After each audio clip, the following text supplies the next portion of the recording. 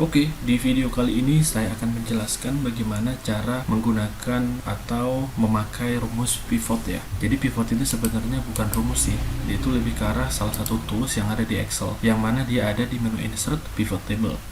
Nah, pertama kita blok dulu data yang akan kita pivot. Seperti ini bisa.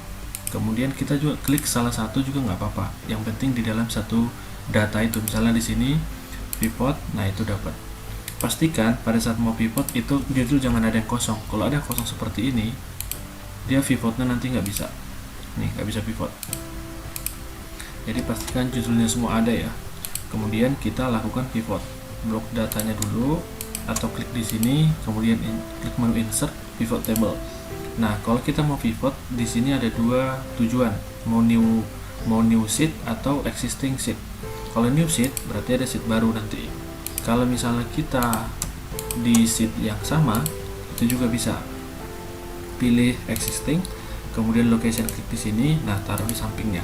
Setelah itu klik OK. Nah, pivot ini tujuannya adalah untuk merangkum data gitu ya. Contohnya kan di sini ada beberapa data yang double ya, SKU atau kode 5 gitu. Nah, di pivot untuk merangkum atau mensummarikan data. Contohnya dan kita juga bisa mengambil data yang kita mau. Di sini kan ada banyak, ada nomor, ada item.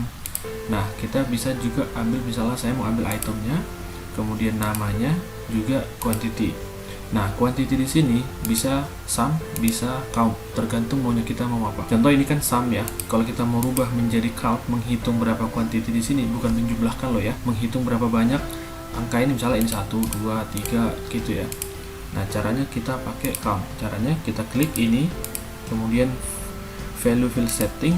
Nah, ini dirubah menjadi count. Jadi dia kehitung kode 2 berarti ada 1, kode 2 cuma ada 1 kan gitu ya. Terus yang kode 5 ada 6, berarti 1, 2, 3, 4, 5, 6 gitu. Itu kalau count. Kalau kita mau ingin jumlahnya, berarti kita ubah menjadi sum. Jadi totalnya nanti. Contoh kode 5 395, kita tinggal cek benar gak 395. 1 2 3 4 5 6. Benar ya, 395.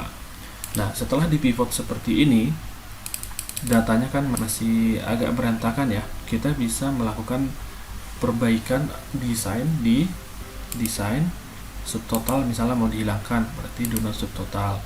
Kemudian grand total mau dihilangkan atau mau dibuat ada, tergantung pilihannya. Ada bisa dimatikan, bisa dihilangkan gitu ya. Kemudian di report layout kita pilih, ada beberapa pilihan. Biasanya saya pilih yang tabular.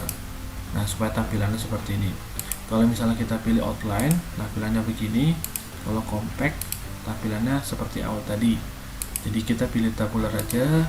Nah, di sini sudah dapat datanya. Juga kan pada saat pivot kita bebas ya. Di sini kan ada 3, ada 1 2 3 ya. Ada kolom filters, ada kolom, ada row. Nah, di sini saya buat semua row. Kalau misalnya kita juga mau filter juga bisa. Kita drag aja, misalnya item code kita mau filter. Nah, contoh gini. Item code, jadi kita bisa filter, mau tampilin yang ini aja contoh. Nah, dia kan muncul cuman meja doang gitu. Salam semua, muncul semua gitu kan. Nah, di kolom juga kita bisa isi contoh nomor atau apa gitu ya, tinggal drag aja. Misalnya kita mau buat di kolom itu quantity contohnya. Kolom tinggal buat quantity atau item name, misalnya item name di kolom. Gitu ya. Namanya di sini, kodenya di sini, jumlahnya di sini.